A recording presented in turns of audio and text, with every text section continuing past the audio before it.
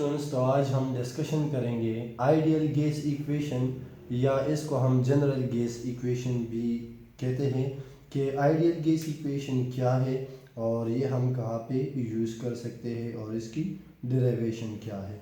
तो एक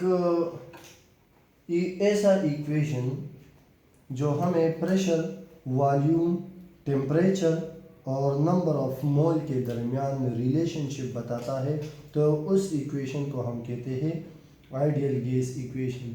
तो मैं यहाँ पे इस तरह लिख सकता हूँ, एन इक्वेशन विच रिलेट्स, जो क्या करता है, जो रिलेट करते हैं क्या, विच relate pressure, temperature, volume and number of mole is called ideal gas equation, या इसको हम जनरल गैस इक्वेशन भी कह सकते हैं। ठीक है, ये इक्वेशन जो है हम डिराइव कर सकते हैं जब हम बॉयल्स लॉ, चार्ल्स लॉ और एवोगैड्रो लॉ, इन तीनों को आपस में कंबाइन कर ले तो इसकी कम्बिनेशन से क्या बनता है, इसकी कम्बिनेशन से एक इक्वेशन निकल आता है जिसे हम कहते हैं आइडियल गैस इक्वेशन। ठीक है, तो स्टार्ट करते हैं इसका डेरिवेशन कि इसकी डेरिवेशन क्या है, और फिर हम ये डिस्कस करेंगे कि ये हम कहाँ पे यूज़ कर सकते हैं। Derivation of ideal gas equation, और we can say that derivation of general gas equation. तो हमें पता है बॉयल्स लॉ से कि फ्रॉम बॉयल्स लॉ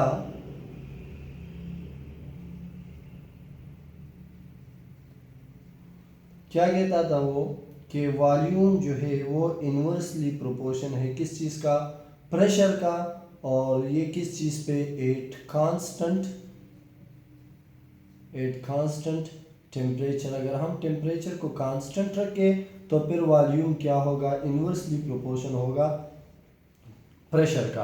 अगर हम प्रेशर को ज़्यादा करेंगे तो वॉल्यूम कम हो जाएगा, और अगर हम प्रेशर को कम करें तो फिर वॉल्यूम ज़्यादा होगा। ठीक है, तो ये हमारे साथ था बॉयल्स लॉ, और ये हमारे साथ फॉर एग्जांपल इसका जो मैथमेटिकल फॉर्म है ये हो गया इक्वेशन नंबर 1। अब हम चार्ल्स लॉ को लिख लेते हैं कि चार्ल्स लॉ क्या कहती है, फ्रॉम चार्ल्स लॉ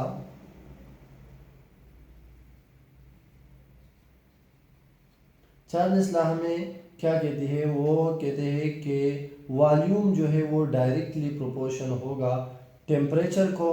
अगर हम क्या करें, एट कांस्टेंट प्रेशर, अगर हम प्रेशर को कांस्टेंट रखें तो फिर वॉल्यूम डायरेक्टली प्रोपोर्शन होगा टेम्परेचर का। यानी कि अगर हम टेम्परेचर को ज़्यादा करेंगे तो वॉल्यूम ज़्यादा हो जाएगा, और अगर हम टेम्परेचर को कम करेंगे तो वॉल्यूम एक गैस का कम होगा। ठीक है, अच्छा, इसके बाद हमने स्टडी किया था एवोगैड्रो लॉ के बारे में। तो एवोगैड्रो लॉ जो है वो हम लिख लेते हैं एवोगैड्रो लॉ। एवोगैड्रोस लॉ में हमने डिस्कशन किया था कि volume of a fix mass of a gas is directly proportion to the number of mole. जितने नंबर ऑफ मोल ज़्यादा होंगे उतना ही क्या होगा, वॉल्यूम ज़्यादा होगा, और जितने नंबर ऑफ मोल्स कम होंगे तो वॉल्यूम कम होगा। ठीक है, और ये किस चीज़ पे, एट कांस्टेंट। अगर हम क्या कांस्टेंट रखें, अगर हम टेम्परेचर को और प्रेशर को कांस्टेंट रखें तो फिर वॉल्यूम जो है वो डायरेक्टली प्रोपोर्शन होगा किस चीज़ का, नंबर ऑफ मोल का। ठीक है, अब इसके बाद जो है हम इस तरह से करते हैं कि इन तीनों लॉज जो है इसको कंबाइन करते हैं। ठीक है, तो मैं यहाँ पे combining equation number 1, equation number 2 and equation number 3, अगर हम इन तीनों इक्वेशंस को क्या कर ले, कंबाइन कर ले 1, 2 एंड 3 को, तो क्या हो जाएगा, ये जो रिजल्ट है वो इस तरह से आ जाएगा। यहाँ पे भी v है, यहाँ पे भी v है और यहाँ पे भी v है। तो इसमें से हम एक v को ले लेंगे और प्रोपोर्शनलिटी सिंबल लगा लेंगे। अभी बोयल्स लॉ क्या है 1/p और यहाँ पे चार्ल्स लॉ में टेम्परेचर है और एवोगैड्रो लॉ में नंबर ऑफ मोल्स है। ठीक है, जब हम इन तीनों को कंबाइन करते हैं तो इन तीनों को जब हम कंबाइन करते हैं तो इस तरह आ जाएगा, ये T1 और N ये तीनों आपस में मल्टीप्लाई हो जाएंगे तो इस तरह आ जाएगा NT और डिवाइडेड बाई क्या P। अब हमने ये पढ़ा है कि जब हम प्रोपोर्शनलिटी सिंबल को ख़त्म करते हैं तो एक कांस्टेंट लगाते हैं, तो यहाँ पे हम प्रोपोर्शनलिटी के सिंबल को ख़त्म करेंगे और एक कांस्टेंट लगाएंगे। ठीक है, और वो इक्वेशन इस तरह का आ जाएगा NT डिवाइडेड बाई P। अब ये R जो है इसको हम मल्टीप्लाई कर लेंगे उसके साथ, तो ये इक्वेशन इस तरह हो जाएगा NRT डिवाइडेड बाई P। ये मैंने तरतीब में लिख लिया अल्फाबेटिकल ऑर्डर में। ठीक है, अच्छा तो यहाँ पे ये R क्या चीज़ है, R को हम कहते हैं where R is the proportionality constant. के R क्या है, ये प्रोपोर्शनलिटी कांस्टेंट है या इसको हम कहते हैं यूनिवर्सल कांस्टेंट या यूनिवर्सल गैस कांस्टेंट या जनरल गैस कांस्टेंट। तो यहाँ पे मैं लिख लेता हूँ कि R जो है वो क्या है, वो यूनिवर्सल गैस कांस्टेंट है, यूनिवर्सल गैस कांस्टेंट, या इसको हम कहते हैं कि ये क्या है जनरल गैस कांस्टेंट है, जनरल गैस कांस्टेंट। अच्छा जी, अब हम इस तरह से करते हैं कि दोनों साइड को हम मल्टीप्लाई कर लेंगे P से, तो multiply both side by P, multiply both, ये मल्टीप्लाई का सिंबल मैंने लगा लिया, multiply both side by P। दोनों साइड को हम P से मल्टीप्लाई करते हैं तो इस तरह आ जाएगा P multiply by V is equal to NRT divided by P और मल्टीप्लाई बाई P। तो ये दोनों P जो है ये एक दूसरे के साथ कैंसिल हो जाएंगे और जो रिजल्ट आएगा वो इस तरह हो जाएगा कि PV is equal to NRT। से this is our equation number 4। Equation number 4 जो है इसे हम कहते हैं आइडियल गैस इक्वेशन या जनरल गैस इक्वेशन। अब हम क्या कर सकते हैं, इस इक्वेशन में अगर टेम्परेचर और नंबर ऑफ मोल की वैल्यू दी गई हो और इसके साथ साथ वॉल्यूम भी हमें ऑलरेडी दिया गया हो तो हम प्रेशर को मालूम कर सकते हैं। अगर हमें प्रेशर और वॉल्यूम की वैल्यू दी जाए तो इससे हम क्या कर सकते हैं, और नंबर ऑफ मोल, तो फिर टेम्परेचर की वैल्यू फाइंड आउट कर सकते हैं। और इसके अलावा अगर हमें टेम्परेचर, वॉल्यूम और प्रेशर की वैल्यू मिल जाए तो नंबर ऑफ मोल, इसी तरह से temperature, number of mole, volume और प्रेशर की वैल्यू मिल जाए तो हम R मालूम कर सकते हैं। यानी कि ये पांचों के पांचों जो वेरिएबल है इसकी वैल्यू हम इस इक्वेशन से फाइंड आउट कर सकते हैं। ठीक है, अच्छा जी, अगर हम इस तरह करें कि ये गैस, ये तो हो गया, इस इक्वेशन को हम कहते हैं जनरल गैस कांस्टेंट या आइडियल गैस कांस्टेंट। ये आइडियल गैस इक्वेशन या जनरल गैस इक्वेशन। ठीक है, अब हम इस तरह से करते हैं कि इस इक्वेशन को अप्लाई करते हैं फॉर 1 मोल। यहाँ पे P प्रेशर है, V वॉल्यूम है, N नंबर ऑफ मोल है, R जो है ये यूनिवर्सल गैस कांस्टेंट या जनरल गैस कांस्टेंट है और T क्या है, ये टेम्परेचर है। अगर हम क्या करें फॉर 1 मोल, 1 मोल के लिए ये इक्वेशन क्या हो जाएगा, तो अगर 1 मोल हो तो N हमारे साथ बराबर हो जाएगा 1 का।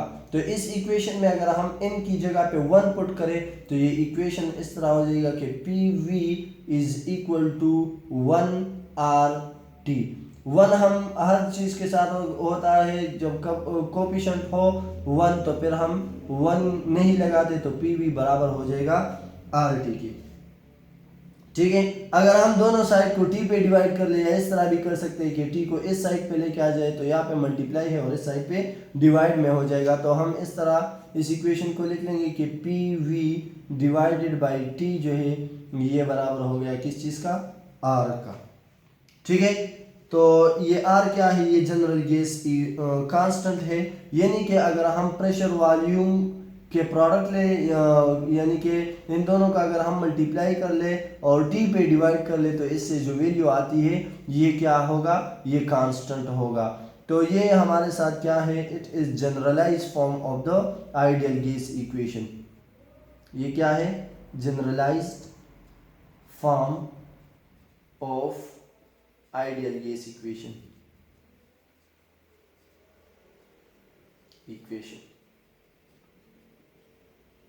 अब ये जो है, अगर हमारे साथ इस तरह का सिस्टम हो, फॉर एग्जांपल दो सिस्टम या एक ही सिस्टम है यहाँ पे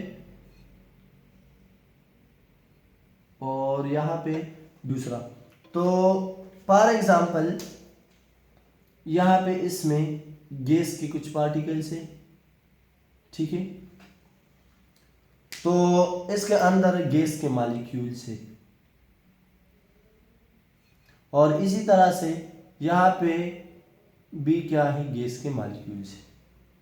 अब यहाँ पे इसका कुछ खास वॉल्यूम होगा, से इट्स वॉल्यूम इज वी, और यहाँ पे कुछ खास प्रेशर होगा, फर्ज करें कि ये क्या है, इसका कुछ खास प्रेशर है और इसके अलावा इसका कुछ खास टेम्परेचर भी होगा। इसी तरह से बिल्कुल के वॉल्यूम कोई ख़ास होगा, यहाँ पे प्रेशर और टेम्परेचर भी एक ख़ास होगा, ठीक है। तो ये क्या है, हम इस तरह करते हैं कि एक गैस को ले लेते हैं और इसको नीचे से हीट देते हैं, तो हीट के साथ क्या हो जाएगा, इसका ये वॉल्यूम जो है ये इंक्रीज हो जाएगा और प्रेशर डिक्रीज हो जाएगा। या अगर हम प्रेशर को कांस्टेंट रख के और टेम्परेचर यहाँ से अप्लाई हीट यहाँ से अप्लाई कर ले तो फिर क्या हो जाएगा, फिर वॉल्यूम टेम्परेचर के इंक्रीज होने के साथ वॉल्यूम भी इंक्रीज हो जाएगा।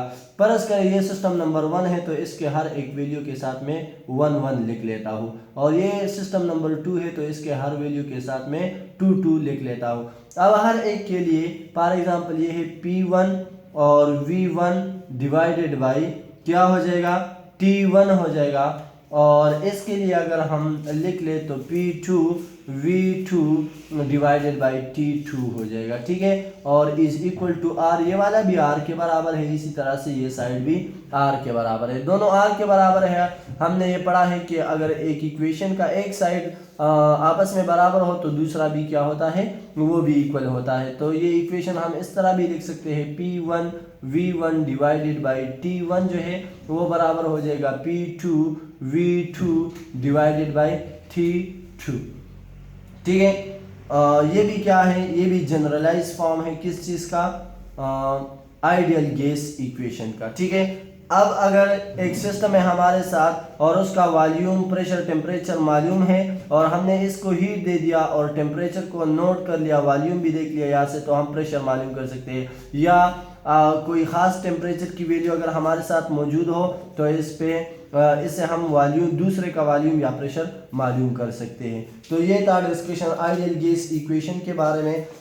तो अगले लेक्चर में इंशाल्लाह हम डिस्कशन करेंगे जनरल गैस कांस्टेंट के बारे में कि इसकी वैल्यू क्या होगी, और इसके अलावा एप्लीकेशन हम पढ़ेंगे कि इस आइडियल गैस इक्वेशन जो है वो हम कहाँ पे अप्लाई कर सकते हैं। इंशाल्लाह सी यू इन नेक्स्ट लेक्चर।